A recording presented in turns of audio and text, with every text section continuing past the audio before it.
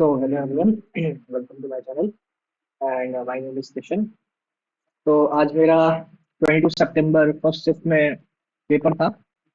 मैं पेपर दे के आ गया हूँ घर पे। एंड तो कैसा रहा आज का पेपर और क्या था एक्सपीरियंस मैं बताना चाहूँगा। मेरा बनारस में पढ़ा हुआ था।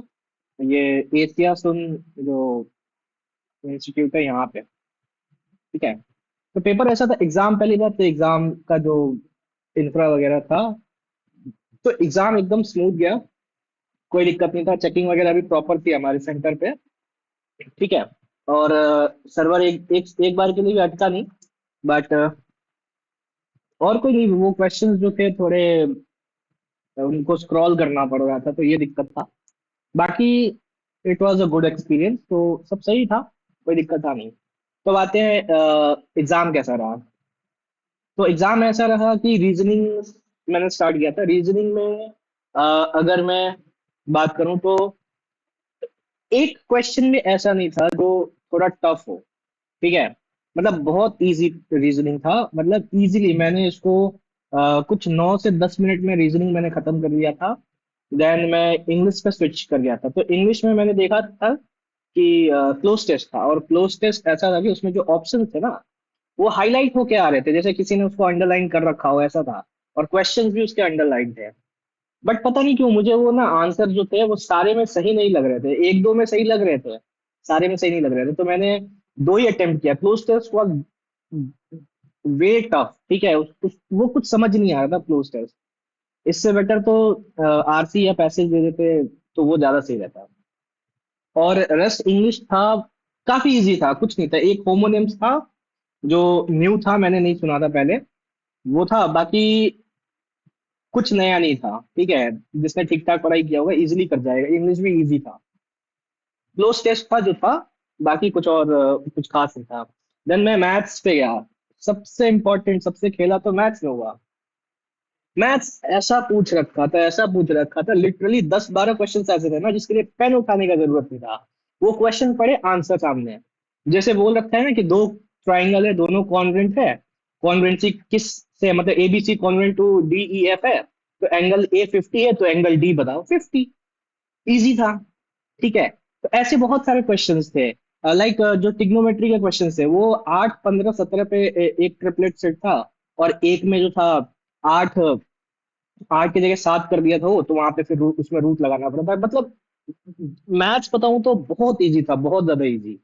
मतलब मेरे को मैथ्स करने में मुश्किल से ही 15 से 16 मिनट लगा होगा, हार्डली 15-16 मिनट्स। देन मैं रीजनिंग पे आया। रीजनिंग में डिसेंट पेपर था रीजनिंग का। मेरे को 16 मेरे को पता था। ठीक है। मैंने 16 अटेम्प्ट किया था, जो मुझे एकदम आते थे 100%। और बाकी मुझसे रहा नहीं गया, तो मैंने 4-5 क्वेश्चंस में गेस वर्क भी लिया है। तो ऑल ओवर मेरा पेपर जो था वो ना विद इन 40 मिनट्स कंप्लीट हो गया था। ठीक है। टाइम जो था 21 मिनट ऐसे समथिंग रिमेनिंग दिखा रहा था जब मेरा पूरा पेपर खत्म हो गया था। मतलब 40 मिनट से भी कम लगा मुझे पूरा पेपर खत्म करने में। देन मैं वही क्लोज टेस्ट पे गया, बैठ के सोच रहा था। उसको बहुत बहुत एंगल से मैंने सोचा, हर एक वर्ड का मीनिंग निकाल के वो जो शीट होता है उस पर लिख के कुछ सेंस बनाने का कोशिश किया। मतलब नहीं समझ में आया वो क्लोज टेस्ट, पता नहीं क्या ही था। एक बोलते हैं ना कि टाइम लिमिट रहता है तो समझ नहीं आता, बट यहाँ पे तो मेरे पास भरपूर टाइम था। तो क्लोज टेस्ट हुआ नहीं। मैंने पहले पांचों के पांचों जो हाईलाइटेड थे ना वो टिक कर दिए थे। बट मैं जब बाद में गया तो मैंने देखा कि नहीं, कुछ ज्यादा सेंस नहीं बना रहा है। तो मैंने उसमें जो है तीन जो क्लोज टेस्ट थे उसको मैंने चेंज कर दिया और अटेम्प्ट नहीं किया। बेसिकली इंग्लिश का दो ही अटेम्प्ट किया जो मुझे थोड़े लग रहे थे, जिसमें थोड़ा कॉन्फिडेंस आ रहा था। तो ऐसे ही कुछ था पेपर, और यही था, दैट्स इट। तो नेक्स्ट शिफ्ट वालों के लिए यही सजेशन रहेगा कि आपने अगर साल भर पढ़ा है ना, तो आप एग्जाम से एक दिन या 2 दिन पहले या एक रात पहले पैनिक मत करो, बिल्कुल चिल रहो। इंस्टाग्राम चलाओ, रील्स देखो, शॉर्ट्स देखो, फनी कॉमेडी वीडियो देखो। एग्जाम हॉल बस टाइम से पहुंचो, सारा सामान लेके पहुंचो, और एकदम चिल होके एग्जाम दो। मैं बता रहा हूँ, अगर आप शांति से दोगे ना तो इजीली आप लोग 70-75 क्वेश्चन इजीली कर जाओगे। पेपर कुछ मतलब ऐसा हार्ड नहीं है। और जो पार्ट हार्ड आ रहा है ना वो सबके लिए हार्ड है, उसमें कोई कुछ नहीं कर सकता। ठीक है। तो आपको जितना आपने पढ़ रखा है आप उतना में आराम से कर लोगे। तो यही सजेशन है कि आप पैनिक मत करो, बेवजह का टेंशन मत लो कि लास्ट के एक दो दिन में ऐसा क्या पढ़ ले, कौन सा सब्जेक्ट पढ़ ले, कैसे कर ले। नहीं, कोई जरूरत नहीं है कुछ नहीं करने का, आप 2 दिन चिल करो।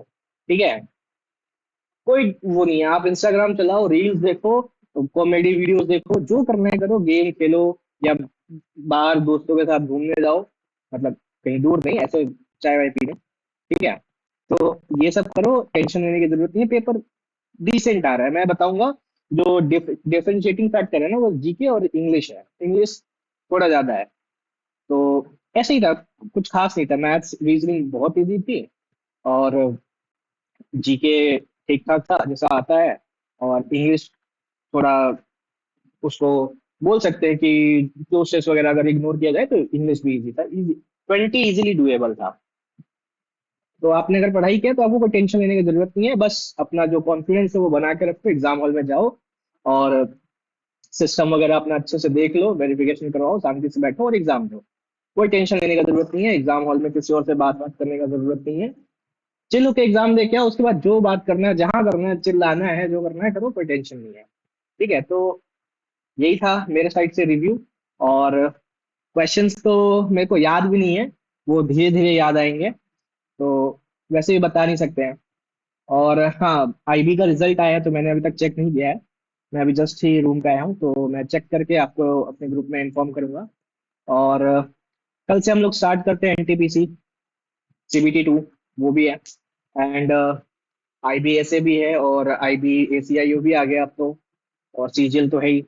सीजीएल में तो खैर अभी टाइम है, क्योंकि जो कैंसिल शिफ्ट हुए हैं वो सब कराते कराते इनको महीना भर जाएगा आराम से। तो 2 महीना अपने आराम से मिलेगा सीजीएल में, कोई टेंशन नहीं है। जो सामने है उसको देखते हैं, सीबीटी 2 ज्यादा इंपॉर्टेंट है। तो स्टार्ट करते हैं कल से, और मिलते हैं कल।